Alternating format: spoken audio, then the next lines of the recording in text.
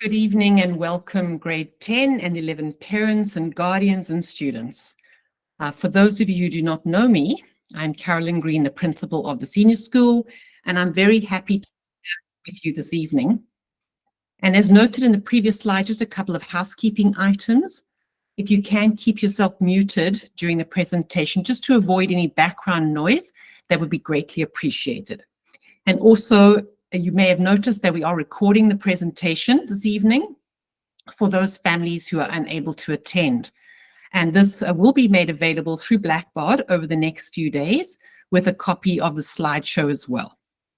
We're going to be together for about an hour from 7:30 to about 8:30 p.m. this evening. I would like to begin this evening by acknowledging and respecting the Strait Salish peoples on whose traditional land we are presenting from this evening. Specifically, we recognize the Algonquin peoples, known today as the Sauk Nation and the Esquimalt Nation, whose historical relationships with the land where we live, work, play, and learn continue to this day. We are here this evening to provide you with a lot of information about course requests and course process. And so you may wish to have a notepad and pen with you to jot down any notes or questions that you may have. And there will be time at the end of the presentation to ask questions and have them answered. I am your host this evening, and I'm pleased to be able to introduce you to the GNS Senior School team, who are working hard to support your student and you as you navigate this very important process. And in order of presentation, we will start with Ms. Erin Dallin, who will talk with you about the various study pathways and course requests, followed by Madam Angie Gerard, who will talk about the diploma program. And then we will have two of our university guidance counselors with us this evening, Mrs. Angie Colley-Barber and Ms. Sarah Macmillan. Unfortunately, Ms. Hannah Gottfried was unable to attend this evening. I'm now going to hand you over to Ms. Erin Dallin. Thank you, Ms. Green, and thank you all for joining us tonight. It's really wonderful to have so many of you in attendance to hear about our pathways that we have at GNS and also about our university guidance team that will guide you through some of the really exciting things that they have going on in that department. To start with, for those that are changing from our grade 10 into our grade 11 year, this is the year where all of the choices become available that you previously haven't had. So moving up through the middle years program, you took a course set of courses. You're in those now. You're doing your L&L and your INS, math and science, without a great deal of choice besides your language acquisition and your arts program. Now you get choice. You can choose if you want to take a particular science. Maybe you want to do history over global politics. Those options are now yours to make.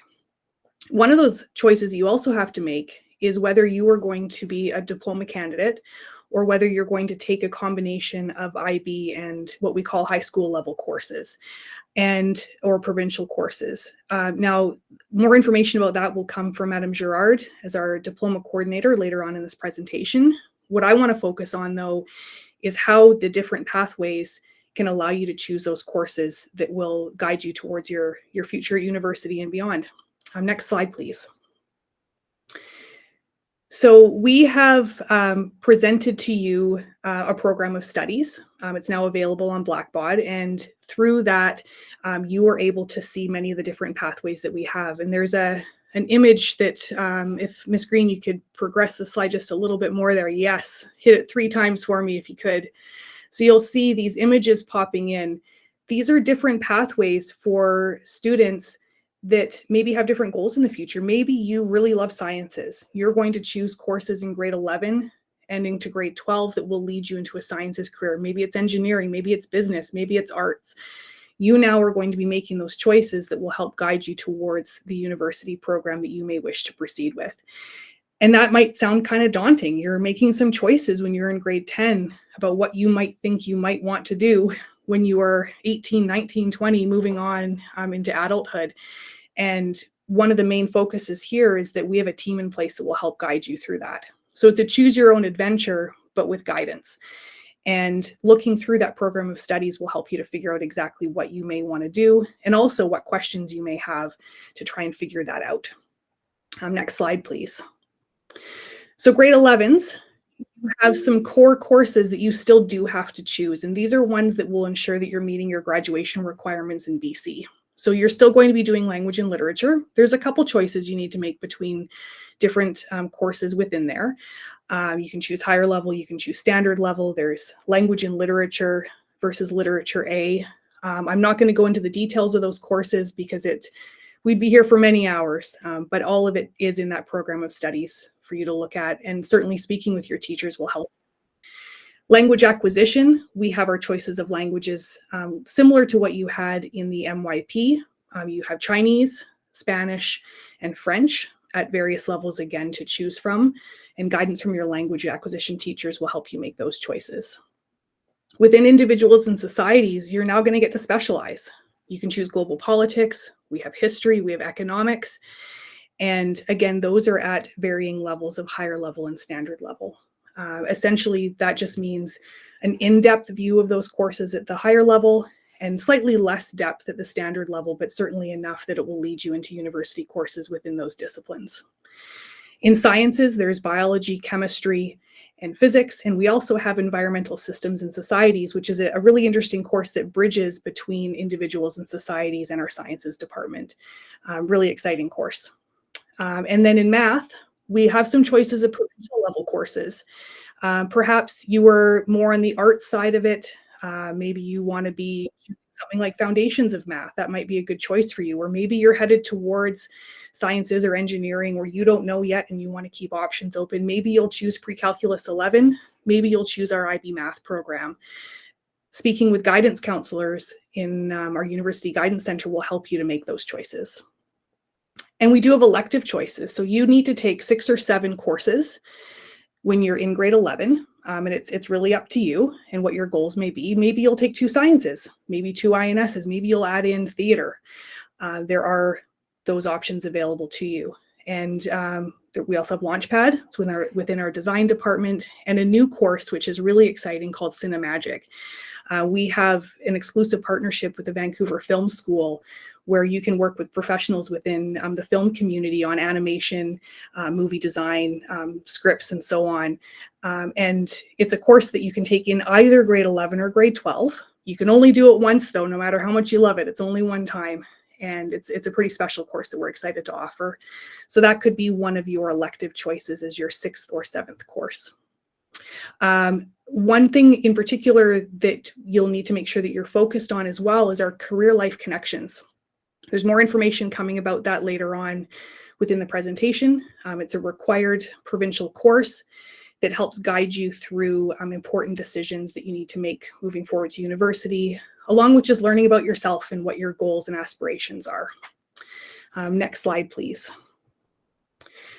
And then in grade 12, you'll notice a whole lot of elective choices. You might choose, because you're a diploma candidate, or maybe you really like your grade 11 courses, to continue on with those in grade 12. You could also say, you know what, I had enough of this subject in grade 11, or I want to try something new, and you could choose some of our electives.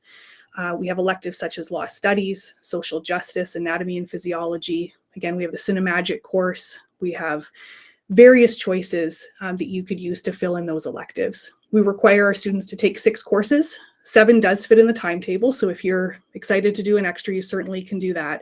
And again, we have that career life connections. So many opportunities there. And again, it's going to come down to you looking through that program of studies, talking with your teachers, talking with your guidance counselors to help you ensure that you're taking the right courses to match your university goals. And I'm going to pass it over to Madame Girard for some more information about the diploma program. Thank you, Ms. Dallin. Oh, I love following Ms. Dallin because I just had to, modify each time I have to modify my slide deck notes because she's done such an amazing job of of explaining things. So this is fantastic. Some of this might be a little bit of a repeat of what she said, but I've also got some new information to share with you. Yeah, so continuing on this theme of choose your own adventure, really what it's about, and you'll hear this from our university guidance advisors in a little bit, it really is about best fit. So as an IB continuum school, we sometimes often have students coming up through PYP, MYP, and then coming into grade 11 and 12 and thinking that it's the DP, the diploma program or bust. And what I would like to say is that it's not. There is choice within the pathways towards graduation and then the transition into post-secondary. So if you take nothing away from my part of the presentation, or frankly from any of the parts of the presentation, is that we offer choice within the last 2 years of high school at GNS, which I'll delve into in a little bit more detail than Ms. Dallin just presented. We want to emphasize that there's a lot of coaching, a lot of meetings that occur mostly beginning in grade 10, and some of these have begun to happen already. We had a great grade 10 information afternoon a couple of weeks ago during the academic days, and then university guidance advisors have been going into the CLE classes, starting their mini advising appointments. So that's already begun, but the conversation doesn't stop there. So continue to have those great discussions about best fit and such. So in grade 11 and 12, we offer a few different options here. One is a combination as a course candidate within the IB diploma program, doing a combination of diploma courses and some provincial courses, some of which Ms. Dallin again alluded to. We also have a pathway where we have course candidates taking all diploma courses, including maybe the course of theory of knowledge as an elective, if space permits, but not being involved in the core of the diploma. And then the other option would be for students to be fully engaged in the IB diploma program.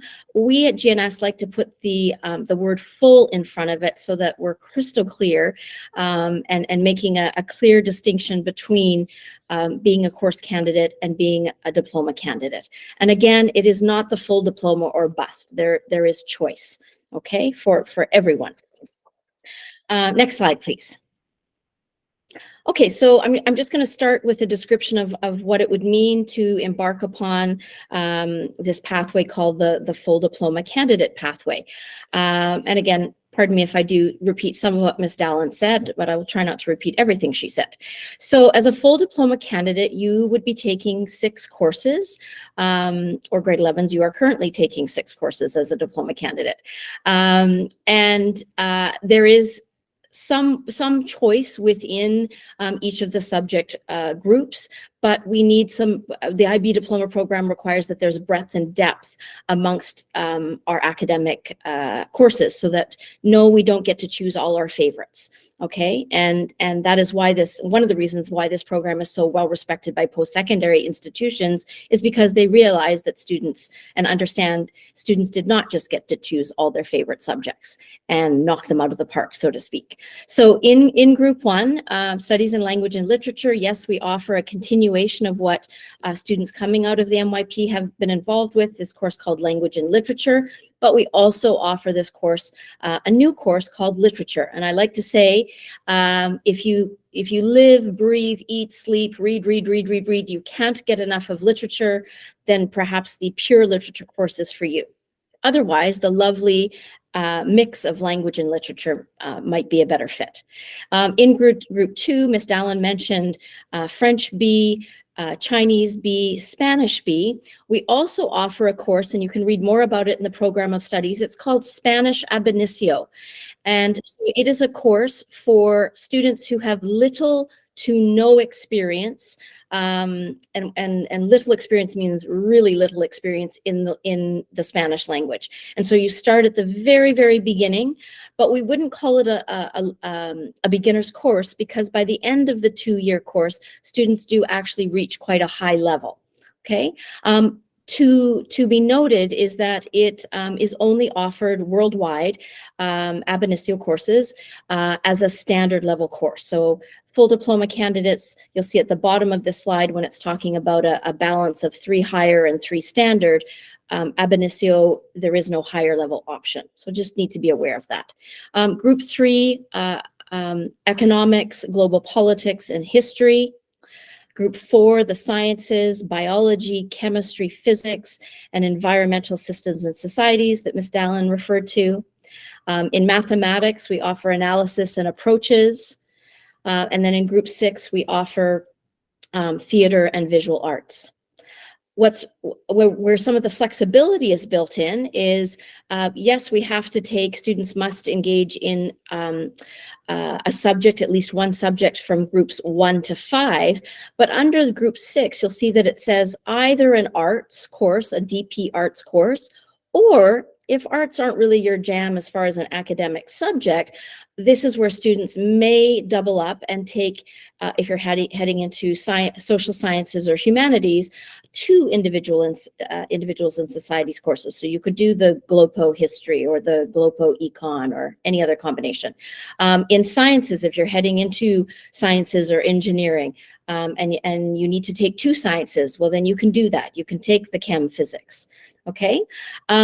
Most students around the world taking the full IB diploma will have a balance of 3 higher level and 3 standard level. The only other combination that is permitted is 4 higher level or 2 standard level. Those are the only 2 combos permitted within the IB rules and regulations. I'm really proud of the program for so many reasons that we offer here at GNS, and one of them is the variety of not only the subjects, but the levels. So of the subjects that I've mentioned, all of the subjects we do offer at both the higher and the standard levels. So there's lots of flexibility there within not only the subjects as well as the levels to build your diploma program. The 2 main exceptions, the one I just mentioned was Spanish ab initio, is only offered worldwide as a standard level, as well as ESS, currently only offered as SL. Okay, lots of description around what these subjects would entail, the flavor, the essence of them in this wonderful document called the Program of Studies. The other thing I thought I would just mention before we move to the next slide is that in addition, again, to what Ms. Dallin said about the difference between higher level and standard level courses, there is a difference around the number of instructional hours. So each diploma course runs over 2 years for diploma candidates and for course candidates who wish to see them through the 2 years. A higher level course over 2 years will meet for 240 instructional hours. What that looks like in our timetable is that those students would meet with their higher level courses 7 times over our 2-week rotating timetable.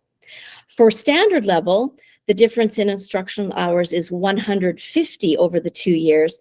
And what that looks like in our timetable is 5 times over the 2 weeks, okay? Students, full diploma candidates, as well as course candidates, will also have a number of supervised studies for grade 11s and studies not unsupervised or prep blocks in grade 12. So there's also built-in time for students to study, have study groups, work through assessments and such. What did I have? I think that's all I had to mention on this slide. Next slide, please. That's quite a meaty, dare I say, slide. Okay, at the center of the diploma program, at the core, for full diploma candidates, there are 3 elements that are interwoven and that really speak to and connect to all of the different subjects. So the first of these is the Theory of Knowledge course. So in addition to having their 6 courses in their timetable, full diploma candidates will also take this course called Theory of Knowledge.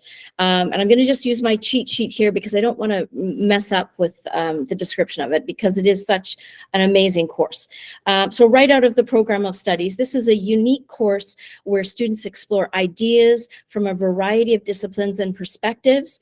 The emphasis is on exploring real-world knowledge issues with a goal of helping students to question their own assumptions so they become flexible problem solvers. An amazing course, and I've heard often from alumni that of all their DP courses, one of the surprising one that actually paid dividends later was theory of knowledge. Interesting. The second aspect of the core is the extended essay, or the EE. This is not specifically timetabled in student schedules. However, we do have a unique way of incorporating it into the end of grade 11 and the beginning of grade 12 that doesn't put too much doesn't have too much impact on students' personal time. And I really like how we do that. This isn't a 4,000 word academic research paper. It is the culminating experience of the diploma program, similar to the personal project in MYP and the exhibition in PYP.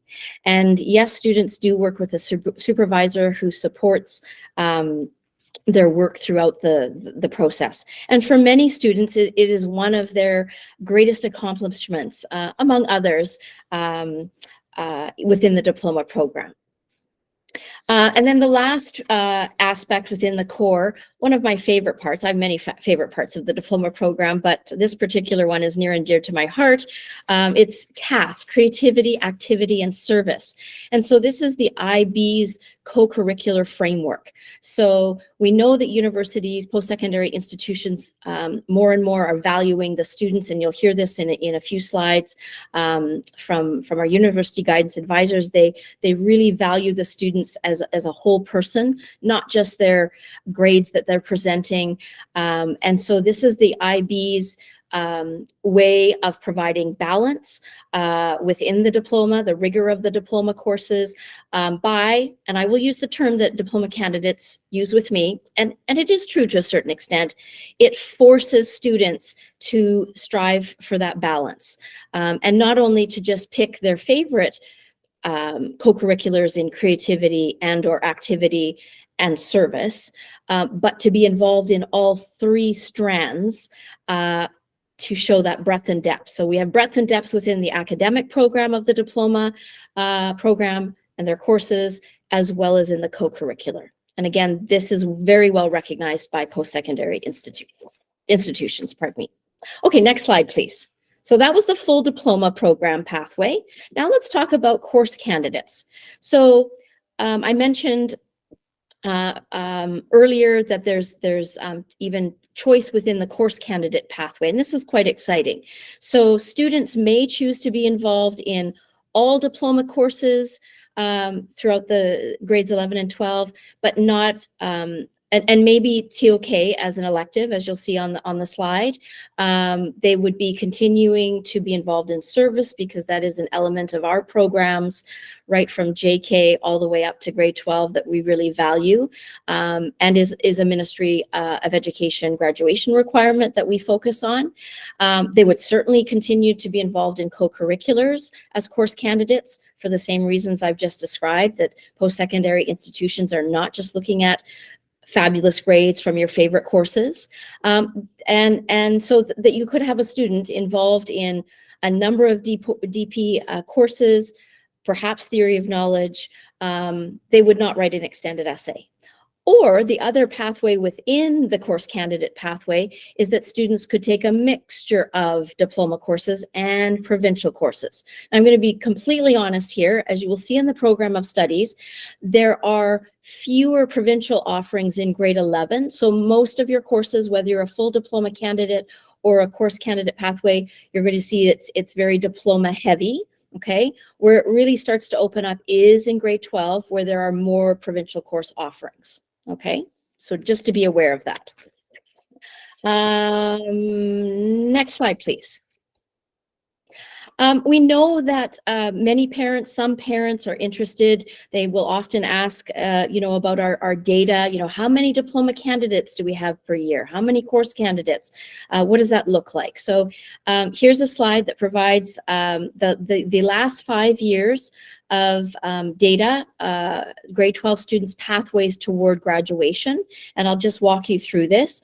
So the blue bar represents the full diploma candidates, those taking, just to confirm that we're all on the same page, those students taking 6 diploma courses plus theory of knowledge. They have written an extended essay and involved in the CAS, the co-curricular program.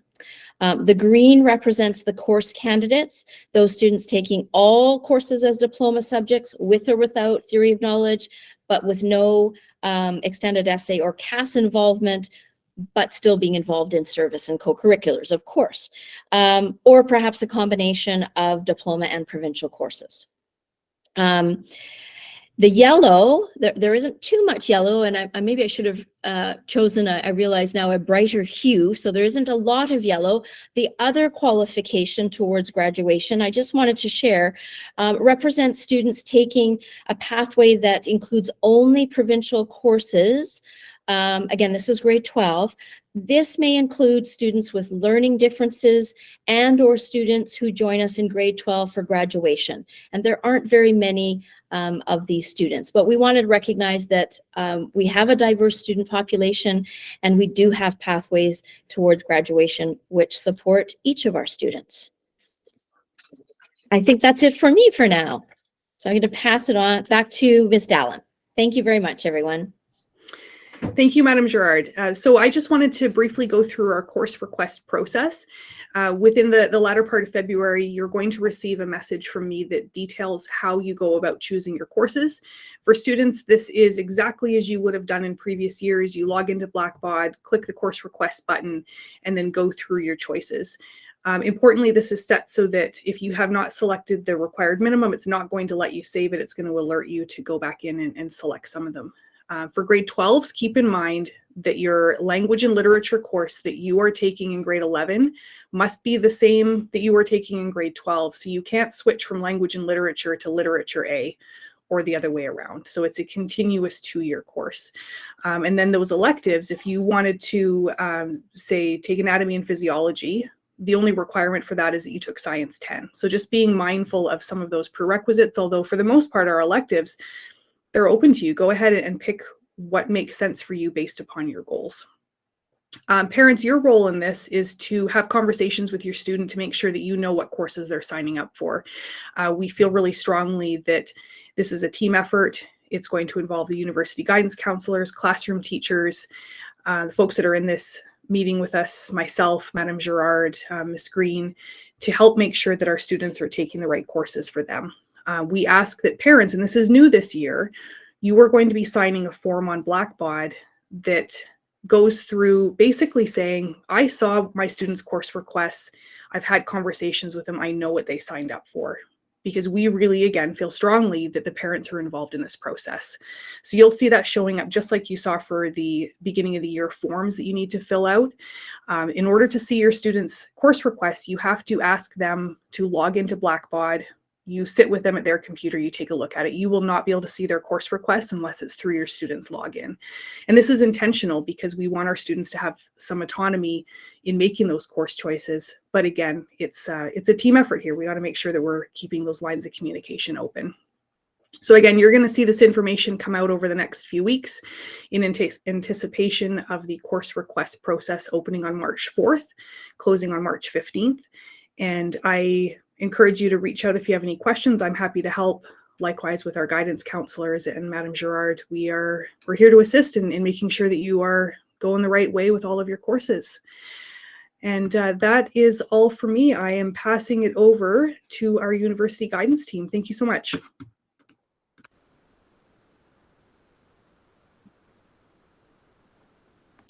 Good evening, everyone. Thank you so much for taking time out of your busy schedules to join us. We really appreciate the time we have with you. And And from the university guidance perspective, just know this is the beginning of the conversation, and we'll be able to meet with you more one-on-one. And we meet with the students on a regular basis in career life connections in grade 11 and 12. So this is just the beginning, but we're so excited to have the chance to connect.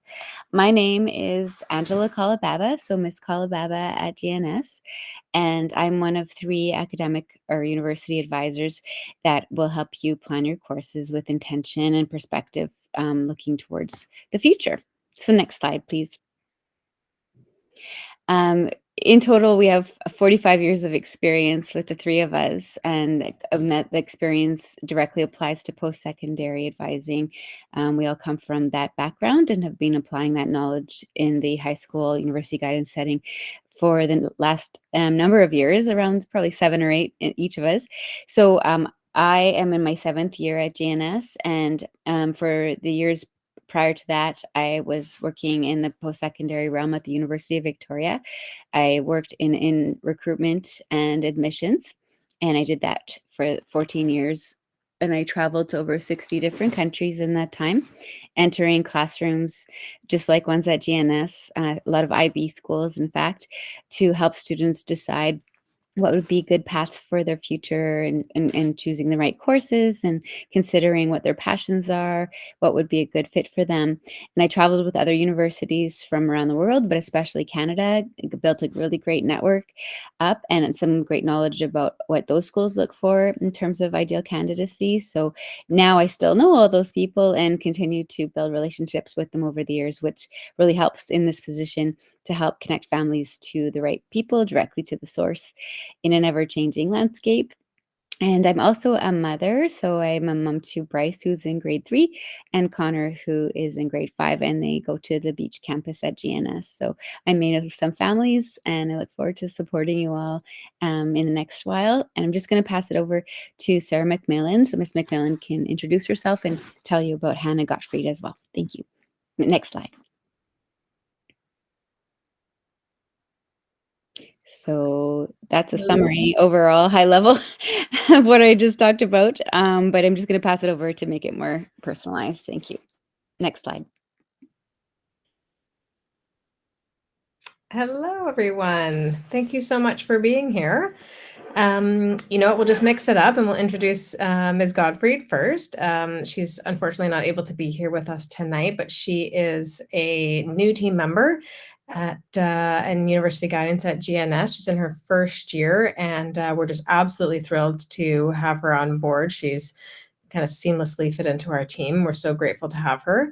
While she's new to GNS, she's not new to the university guidance role at all. She previously was at Shawnigan Lake School for 7 years, serving as the director of that office. And so has a great depth of experience working with students and families. And additionally, prior to that, a theme that will continue to emerge, she also worked at the University of Victoria in recruitment and admissions, national and international, and has that skill set also to bring to our community. So we are grateful that she's joined, and I know many of you already know her or will continue to get to know her soon. Next slide, please. Okay, and this is me. I'm Miss Sarah McMillan. Thank you all so much for being here. I know it's getting a little bit on the late side. I too am in my 7th year at GNS. Ms. Kalababa and I started at the same time and have been in the department together for a number of years.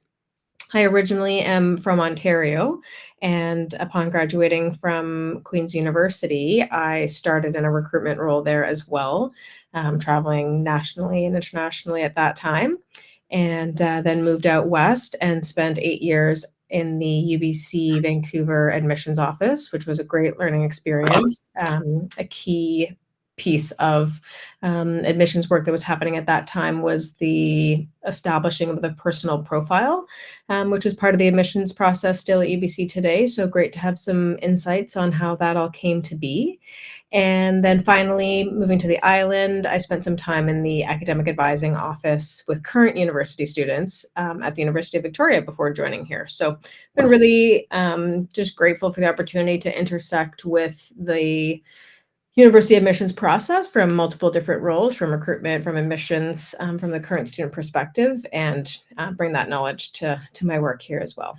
So it's great to have everyone here, and I will pass it over to Ms. Kolibaba to kick us off. Thank you, Ms. McMillan.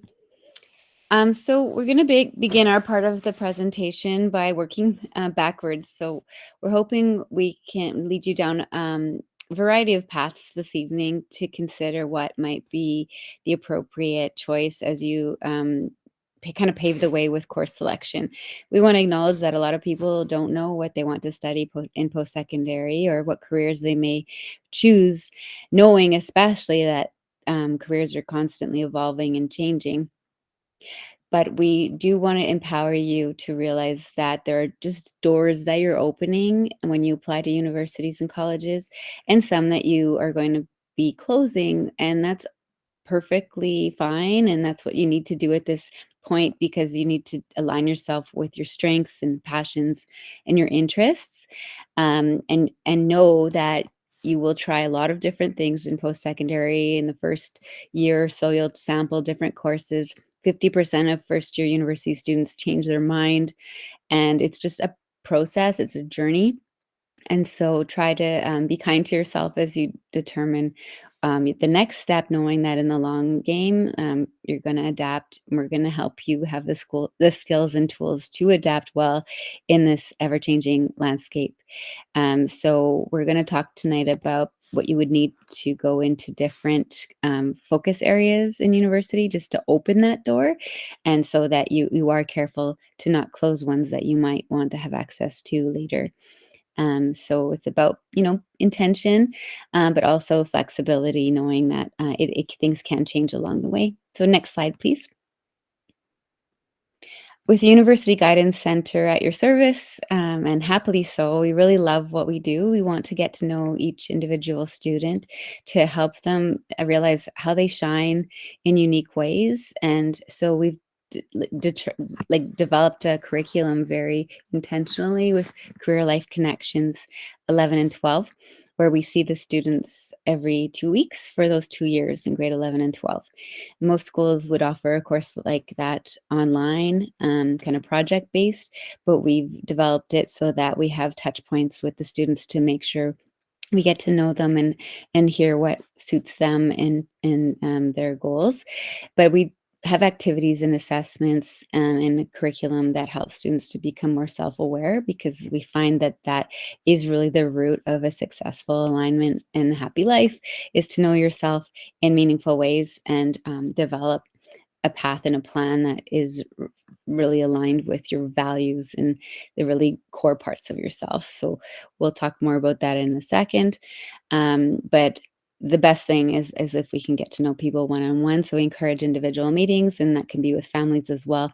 Right now we're meeting with all the grade 10 students in career life education classes so that we help connect and plan about what courses would be the best choice for this next stage into grade 11.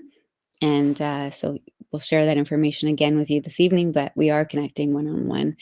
And if you ever have any need for advice around resumes or cover letters or interviews or planning for summer programs, service opportunities, we are here anytime. Just reach out and we'll meet with you and help you make sure your messaging is as powerful and impactful as it can be. Next slide.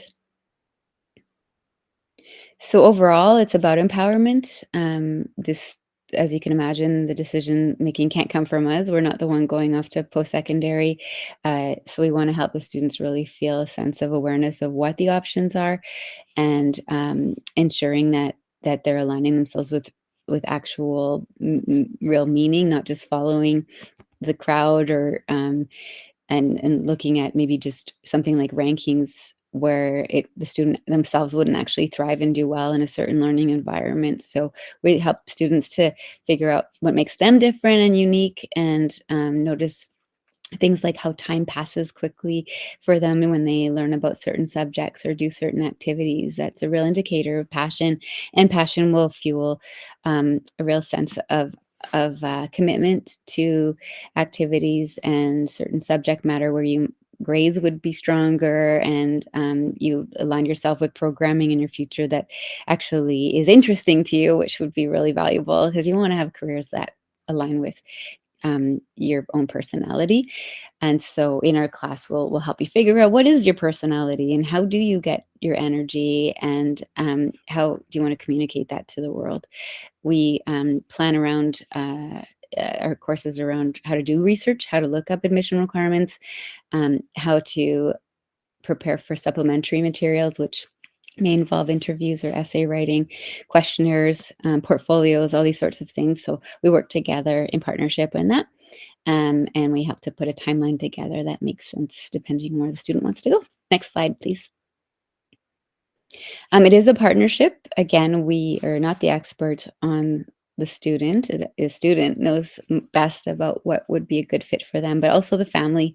So figuring out where you want to go and how to get there does require partnership from all of us. And we need to consider things like financial resources that people want to put towards education, and also, where are good locations that would suit the family and suit the student in terms of where they're going to thrive.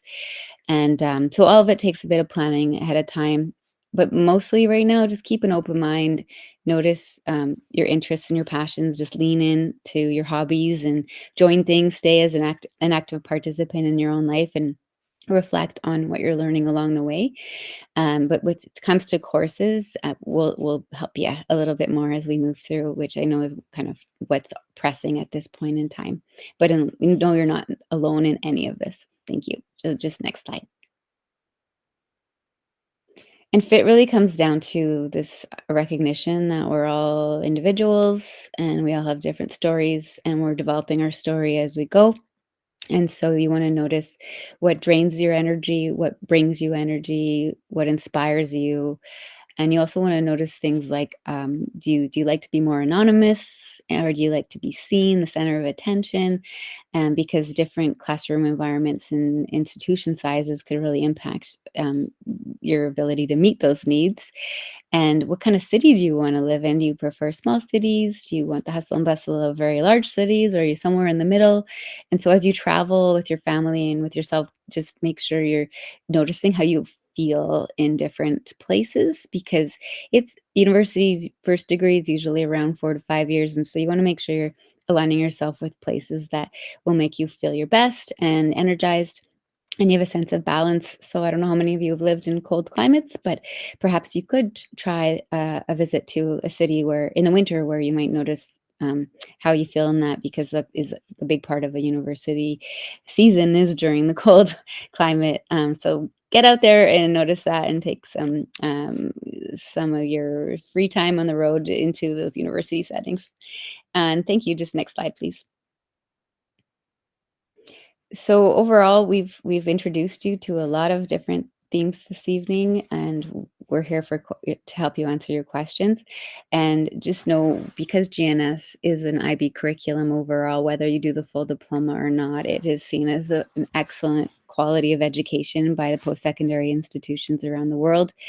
As soon as admissions offices see that students are taking IB courses, they know that that's at the highest level of standard globally in terms of how people are assessed. And that standardized system ensures that they can trust the grading, and they know that the students are coming in really prepared for university success. And there's a lot of data around that. So whether you do the full diploma or take IB courses, which we will take mostly in grade 11, you're really learning a lot, and it's a real great return on investment. You're learning to really think critically and do excellent science labs and do amazing essays and analysis. And you're really learning time management and organizational skills that are the main ingredients to a successful post-secondary life. So keep working hard, keep reaching out to your teachers, and know that people want you to succeed. Just try not to fall behind on things. If you're struggling, let people know, let your teachers know. That's the main trick really with a busy curriculum like this. We just want to make sure you reach out for help when you need it, and keep an agenda, stay on top of when things will be due.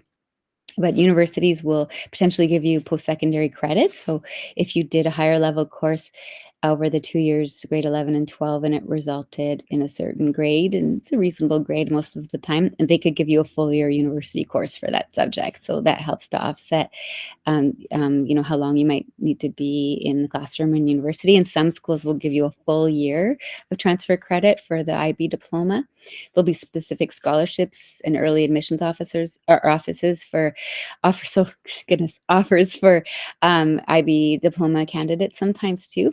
And Ms. McMillan will explain more, but you will apply strategically with the diploma or the BC curriculum for different schools, depending on how the evaluators will look at the situation. And so for bigger picture applications like the US, they'll look at both the BC curriculum and the IB together. And then some schools like UBC will really want you to be, if you have both, they want you to provide the IB diploma because they have a lot of data around how people do in first and second year, and they find it very appealing. And then on that note, just to transition here, it's a whole evaluation of the whole person when it comes to scholarships, and certain programs like business, some engineering programs are looking at your whole story and what you're involved in. Some schools like UBC want to know things like, what are 5 activities that you're involved in? What have you learned from your life experiences? So as you go through the next bunch of months before you go to post-secondary, just keep a journal, keep reflecting on what you're learning, because your story matters, and there is no formula here. It's about being your best self, trying things, and noticing how you're growing along the way. Next slide, please. And so I'll hand it over to Ms. McMillan, and she's going to be able to explain when selecting courses why it's important to consider the post-secondary admission requirements and what those are, but broadly, so that we can ensure that you're being strategic. Thank you so much for your time. Got so much more to tell you, but let's talk in the future, and we're in this together. Take care, everybody. Thanks, Ms. McMillan. Over to you. Hello, thank you so much, Ms. Kalibaba. Okay, so I love that overview. Just really focusing on kind of the underpinnings of the work that we're doing here. We are shifting a little bit more to just like the mechanics and course specific information. So I'll do my very best to communicate that to you clearly. Again, know that this is, part one of what can be, several other conversations, advising appointments, opportunities to continue to talk more about your student and their specific situation. Okay, so let's go with the next slide, please. So at a broad overview, before we get into course specifics, from a post-secondary standpoint, we know that all institutions will be looking at English as part of the requirement. So you will be taking your IB English, as already mentioned, for grade 11 and grade 12.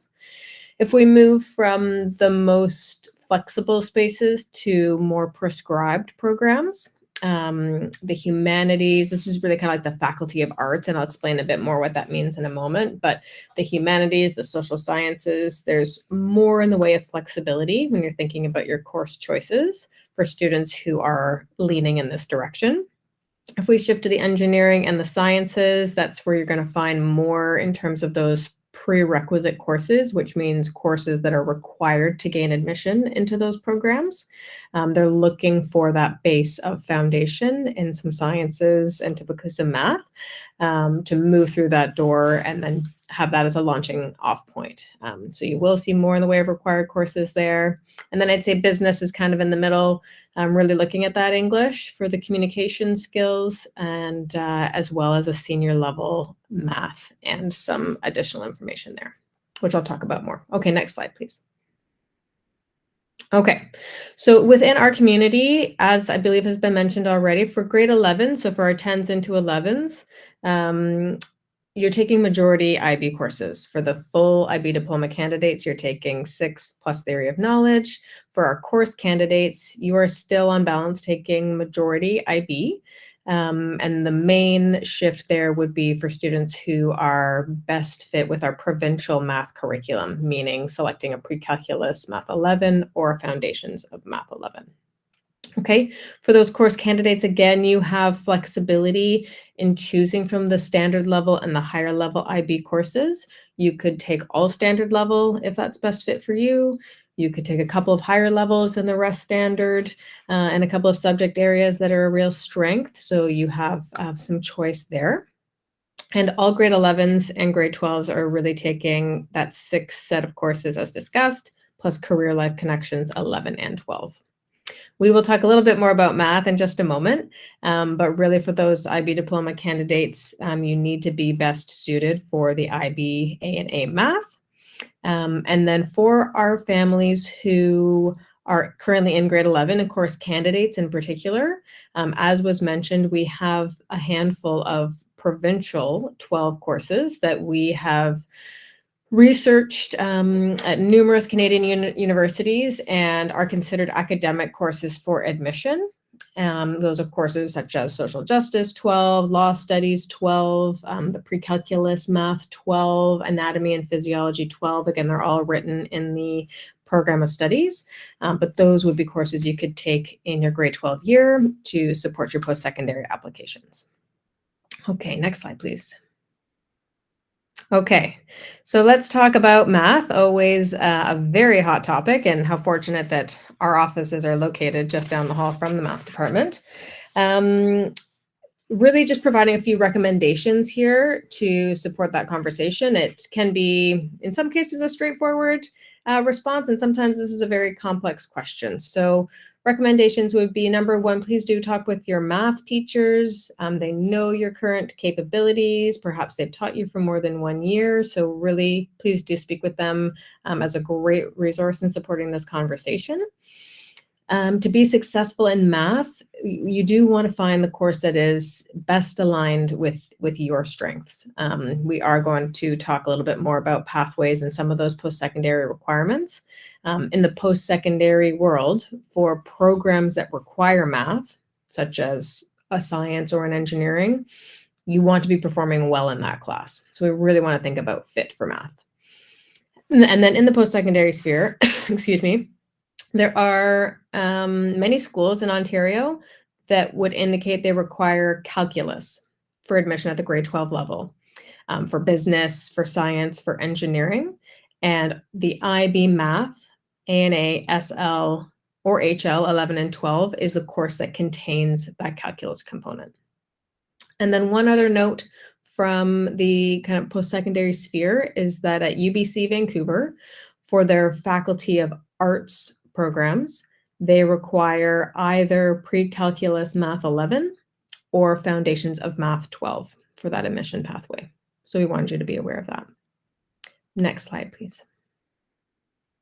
Okay, so we'll be moving from most structured to offering a little bit more in the way of flexibility. These slides will be available after the presentation for you to review and look at in more detail. And you may notice at the bottom that there are some video links, which we've just built in there, may be helpful for students to watch. And we also have been reviewing some of them in class, but just so you know that those are available.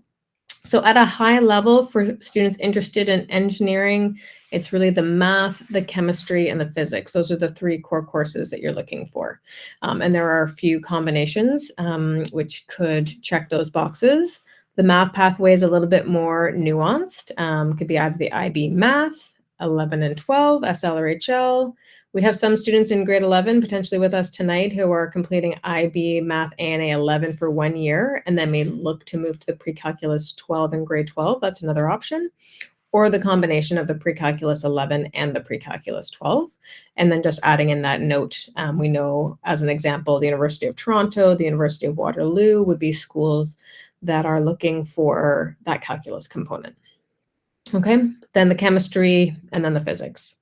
A very brief note, we have some students who are keen on biomedical engineering, sometimes a couple from year to year, and they would be encouraged to take an additional course online, the Anatomy and Physiology, to ensure that they have that biology content covered, should it be required for that program. Okay, next slide, please.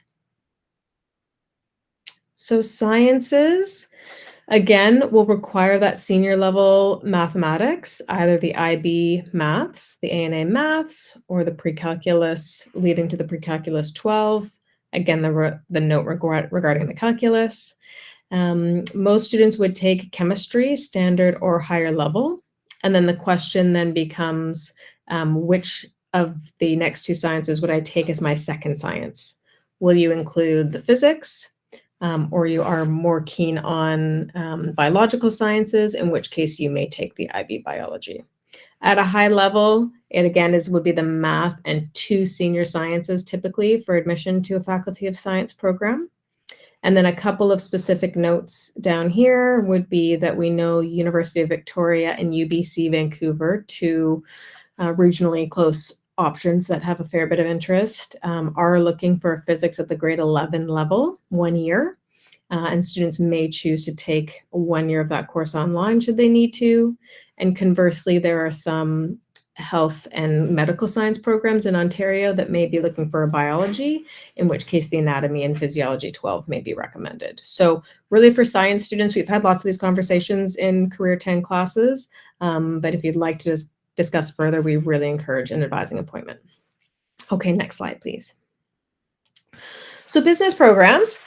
They really recommend a little bit of an early look into business schools. If you're keen on business, they can have different structures and a different ethos within each individual business school. So depending on what your interest is, what type of flexibility and choice do they offer? But some samples of business pathways would include international business, finance and accounting. Some offer more entrepreneurship and real estate and marketing. So there's a huge variety of opportunities there. Next slide, please. And then from a pathways perspective, again, certainly looking for that senior level mathematics and vetting for any programs that would require the calculus for the business schools. And then also the English we know is a key required course for the business schools. They're looking for great communicators within those types of programs. And business applications, just as a side note, they're really the kind of pioneers of looking at supplementary information. So it would be very common and quite expected in a business application to be submitting personal statements, short answer questions, resumes, potentially some video interviews. So the component of what are you doing outside of the classroom would be influential in that admission decision as well. Okay, next slide. Okay, so a Faculty of Arts, we're moving into a space with a little bit more flexibility when you enter that program, and certainly more flexibility with respect to your courses in the grade 11 and grade 12 year. The English, again, is required, but you could have an additional 3 to 5 academic courses to apply to a Faculty of Arts. A Faculty of Arts is really everything, as kind of noted here, from literature and history and languages to all those ologies, the psychology, the sociology, anthropology, econ, lots of diverse opportunities within a Faculty of Arts. Okay, next slide, please. Okay, fine arts, not too dissimilar. Would really recommend taking, a senior level, either theater and or visual art course to support the building of your portfolio.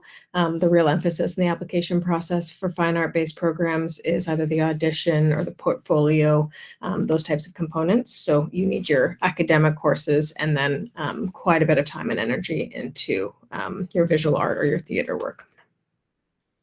Okay, next slide, please.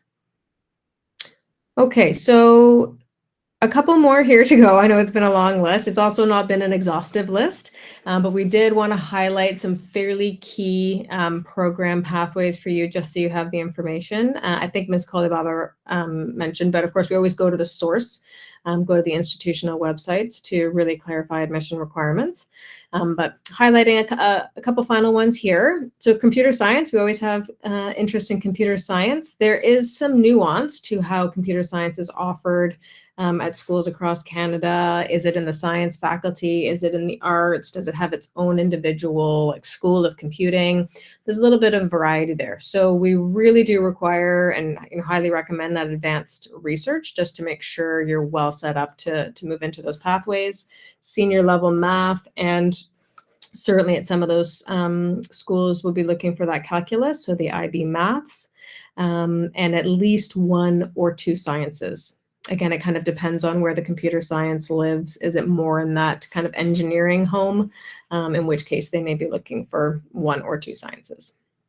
And last but not least, kinesiology also really varied across Canada, looking for typically a senior level math and various combinations of grade 11 and grade 12 sciences. So again, a real encouragement around advanced research, and I'm happy to offer lots of support from our office to conduct that research.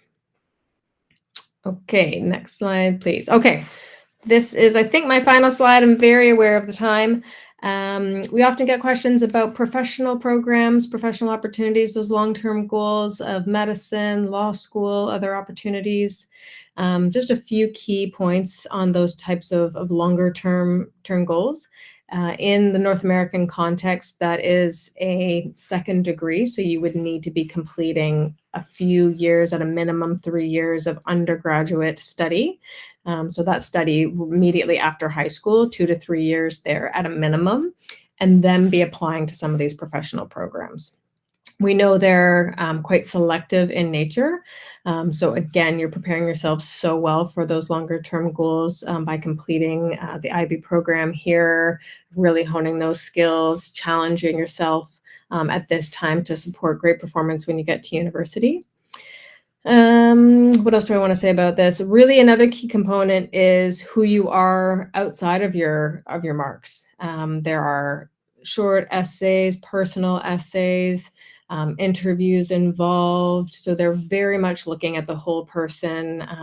Where are you engaged in service or athletics? Again, there's nothing in specific that you need to be participating in, but really being that well-rounded whole person who's had some life experiences, and then combining that with your academic background is what will produce a strong application to those professional programs. And finally, is just that there's no specific degree program for law school or medical school. Okay, Ms. Kolibaba, I think you're up. All right, everyone. Thank you very much, Ms. McMillan. Thanks for your patience and attention, everybody.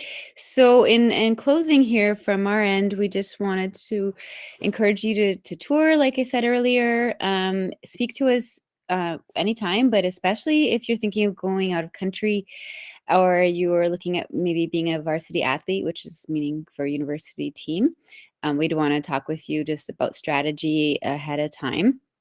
And so reach out for that. You can take the SAT for the US applications. Most schools don't need the SAT standardized test, but we often encourage people thinking to go to the US that they might take it in the spring of grade 11. So something to keep in mind. And if you haven't written the PSAT, the preliminary SAT, GNS does run that in October. So that would give you a chance to experience such a test ahead of time of taking the SAT.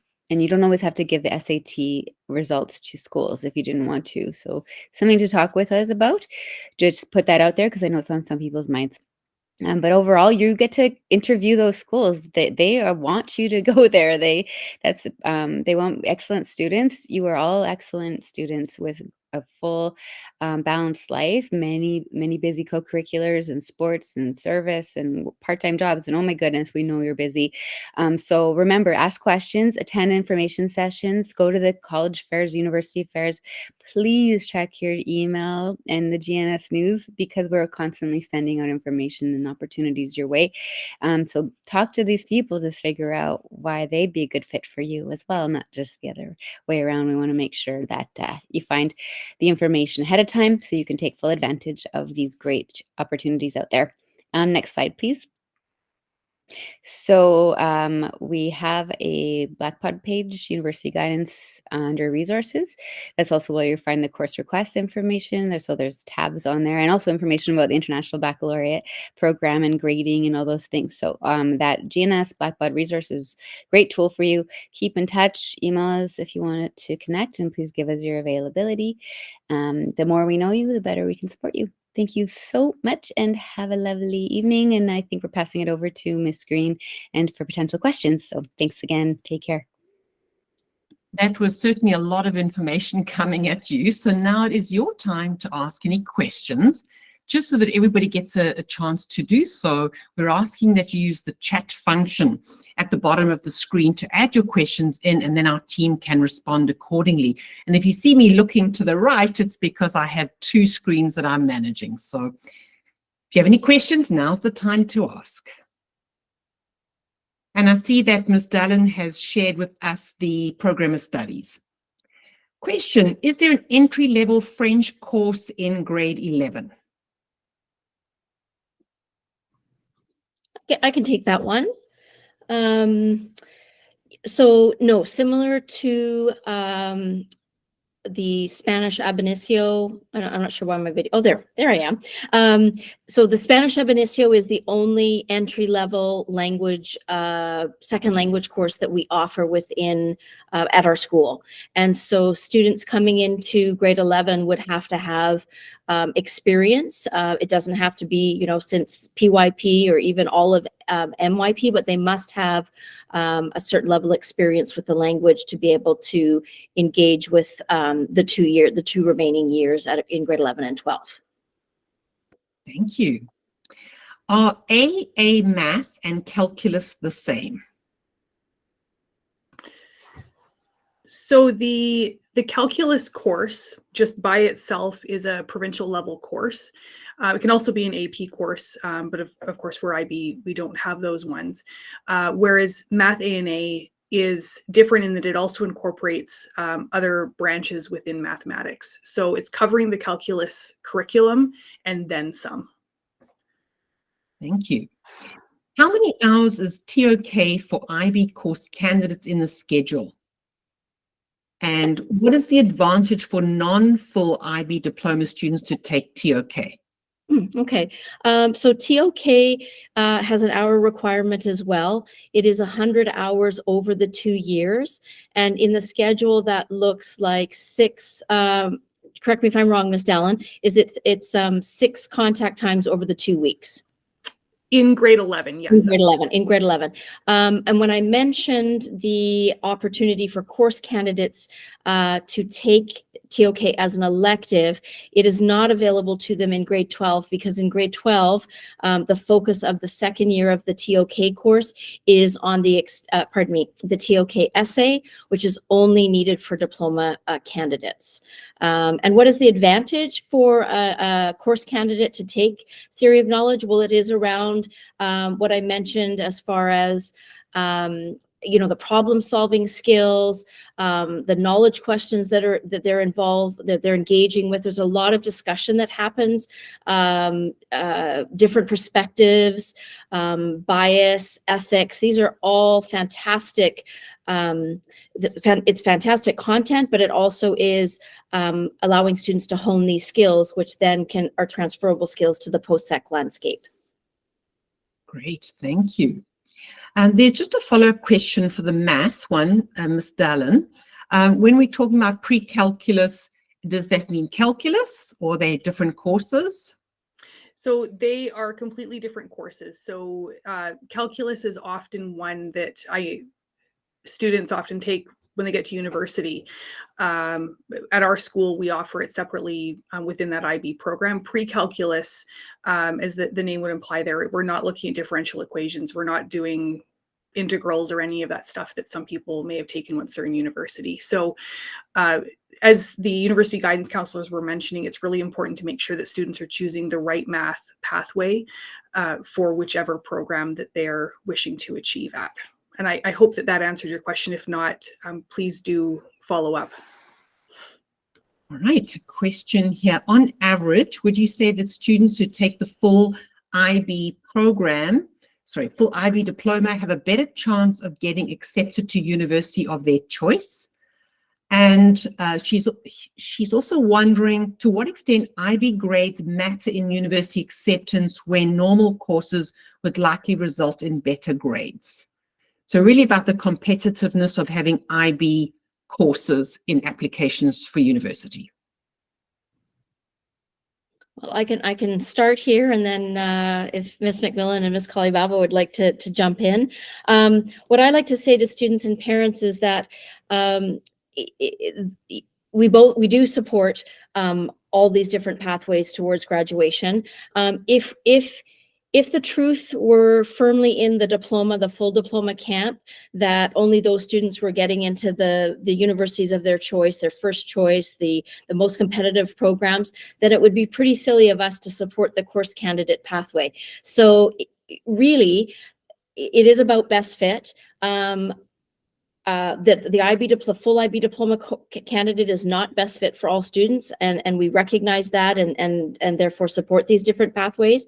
And so universities university admissions offices are very used to evaluating applicants with different credentials. So whether that be IB or AP or only provincial courses or only state courses or French baccalaureate, they are very used to evaluating these. So I like to say they're all fruit, but they are different fruit. And depending on where you're applying, a place like UBC that really, really, really we know values the IB diploma, there might be some advantages there. It really depends. And there was another question. What was the second part of that question, Ms. Green? I wonder to what extent IB grades matter in university acceptance when normal courses would likely result in better grades. Well, that's a bit of a myth, to assume that because they've undertaken a more challenging course load, that automatically their grades aren't going to be as strong, especially for diploma candidates. Their students are being evaluated, and again, Ms. McMillan, you can jump in here, on the whole picture. So again, they will understand that they haven't been allowed to choose within the diploma just their favorite courses, that they had to be involved in a full co-curricular program and take TOK and write an extended essay. And so on paper, I guess if you're looking at numbers and you might say, oh, geez, a 35.2 is our 5-year average out of a maximum 45 points. That doesn't seem like a very good 5-year average, GNS. But in fact, our students are very, very competitive across the board in multiple programs to multiple post-secondary institutions. Ms. McMillan, I'll stop talking now. No, that's great. Thank you so much. Absolutely, we do know from that kind of bigger macro perspective that we're having such excellent outcomes with our post-secondary applications. I did also want to add that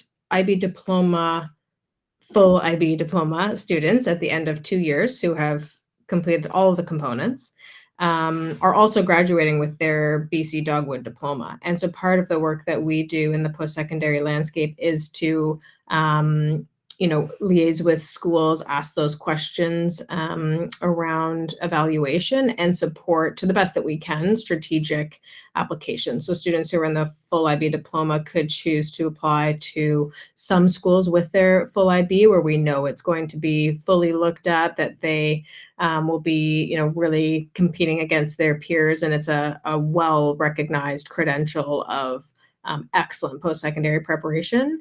And for some other schools, we know that they may be best suited to apply with their percentage grades because they also have their Dogwood diploma that they can use in the application process. So there's multiple ways for us to go about supporting that process.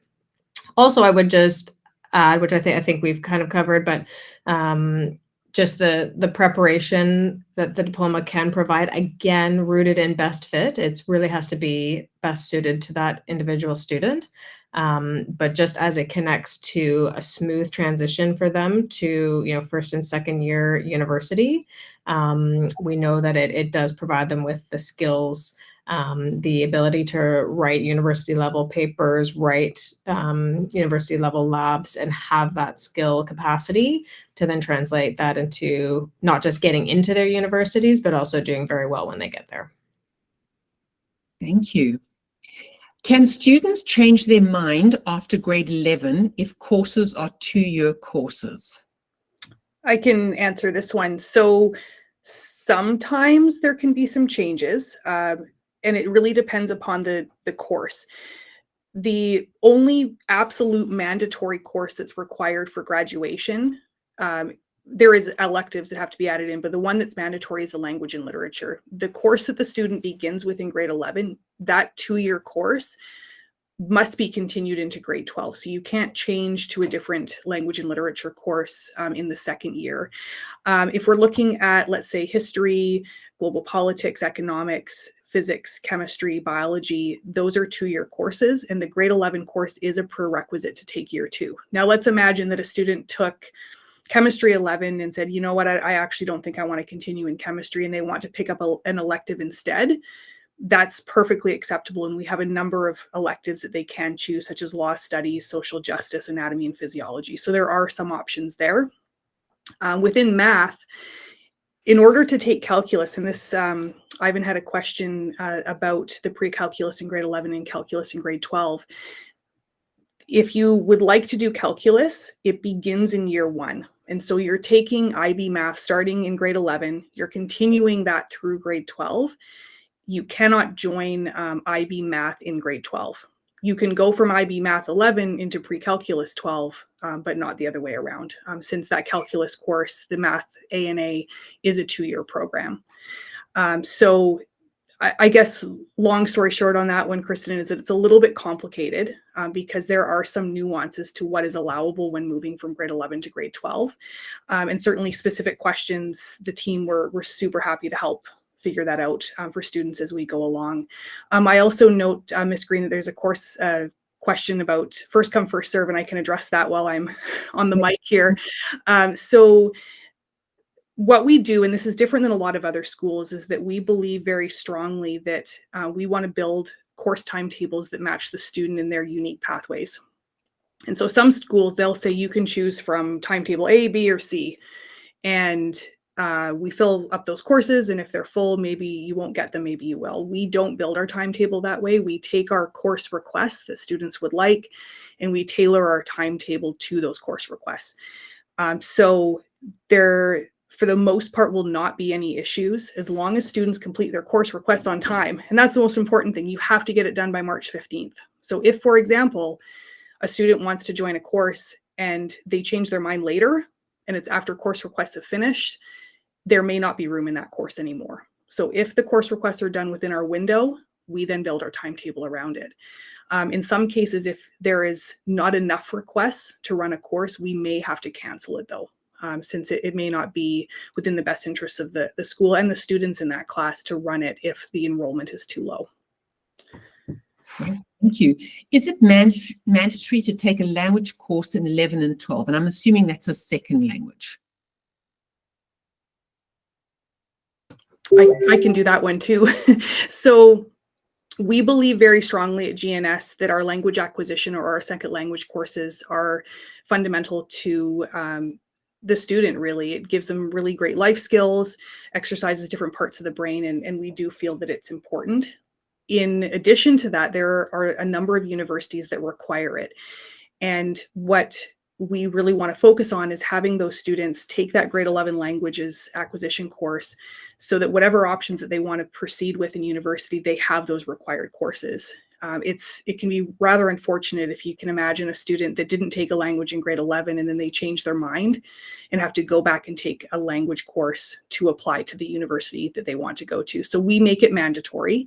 There are some exceptions when a student has an individualized education plan with our learning strategies team. There can be some exemptions, but that is running through an educational psychologist recommendations. So otherwise, all students in grade 11 are required to take a language acquisition. They are not required to take it in grade 12, although a good number of our students do continue with their language acquisition course through the year 2. Thank you. What are the characteristics of a student on average a good fit for the IB full diploma? I'll take this one. Ms. Dallin, just before we move on, when you were answering the math question, I think I heard you refer to calculus instead of pre-calculus. And I just wanted to make sure that we're all on the same page, that we offer calculus 11 and 12. There isn't a calculus on its own. Correct. And there is calculus within our IB math program. Correct. Okay, not a separate provincial calculus course. Yes, the characteristics of someone who's well suited to the IB diploma program. One of the key characteristics, which based on what we've described, is that goes into the diploma is time management, self-management, excellent study skills, someone who's a self-starter. But also, I would pull out the traits of the IB learner profile. Students are communicators, they're inquirers, they're reflective. Like I could list all of them. They persevere, and those aren't just catchphrases or words. They really do embody the traits of a student who will be successful within the IB diploma. Great, thank you. What elements are the IB predicted scores predicted with? For example, is it with grade 10 grades, grade 11 grades? So the IB predicted grades are not based on any magic formula provided by IB. So there are guidelines that IB sets out as far as what we are to look at as schools offering the diploma program. But what goes into the IB grades, predicted grades, pardon me, is the work seen thus far to whatever point we're at. Okay, so by that I mean the first time students will see a predicted grade will be at the end of grade 11 on their summary of learning, their final report cards in June. And that will take into account the year 1, the grade 11 work to that point, including any final summative or exams that have taken place in June of grade 11. But also predicted grades will take into account our knowledge of the student, their work habits, and how we think they might perform on the official IB components, which are the internal assessment, the official piece of work that we undertake with each of the students and is sent to IB, as well as the final IB examination papers in May of year 2. And so all of that goes into predicting the grades. And then when we get to the fall of grade 12, then we're taking into account everything we've seen from the beginning of grade 11, the final summatives in grade 11, and then the first term of grade 12, as well as looking ahead to how we think they will perform on their internal assessments and their final IB exams in May of year 2. Thank you. And one last question. Can you clarify the ratio of standard level and higher level for IB course candidates? And then it says any recommendations or requirements like with full IB. Oh, yes, and I thank you for circling back around with that. I should have mentioned that for course candidates. I believe university guidance did mention that, or Ms. Dallin did. And so unlike the rather strict, I guess you could call it, framework for diploma candidates, the 3 higher level, 3 standard level split, or the 4 higher level, 2 standard level split that are allowed and only allowed, course candidates have flexibility. So they could take all standard level courses. They could take 1 higher level course and the rest standard level. The only thing we will not allow a course candidate to do is take more than 4 higher levels, because the IB diploma won't allow them to take more than 4 higher level. But there aren't any fast and hard rules and regulations around that for course candidates. Great. Thank you for all those amazing questions. So thank you. Ms. Green, sorry to interrupt. I saw one question about UVic's value on the IB diploma. I missed that one. Yeah, please go ahead and respond to that. Thank you. Thank you. So I just wanted to say that, as Ms. McMillan alluded to, different schools will look at different number of courses for admission and different types of courses, as you learned in the pathways section of the presentation. UVic is a good example of how the IB and the BC curriculum, having both tools to work with, actually are quite advantageous. So UVic will look at a 4-course average for grade 12 to get admitted to programs. The grade 11 courses might be checked off in terms of prerequisites, but it's not the grades from those courses. And that's if you apply with the BC curriculum. And so sometimes that's great because you're only using 4 courses. Those might be your strengths, and then the percentage average that you have on those might be higher for scholarships. But at the same time, if you're doing the full IB diploma, you could submit those final results in July, and they'll still give you a full year of transfer credit if you meet the criteria for that. So certain minimum grades in each course. So that's a good opportunity for saving a whole year of university at the same time. So just an example of another school that does value the IB diploma. And the higher level courses, as I mentioned earlier, you could get a full year transfer credit for each of those separately too. Great. Thank you for catching that one. No problem. So thank you, grade 10 and 11 students and families. We're really happy that you were able to join us this evening. If you would like to follow up with any aspect of this presentation or the course selection process, please feel free to reach out to any of these folks via their email. And we really hope that you have a great rest of the evening. Thank you, everyone. Thank you, team.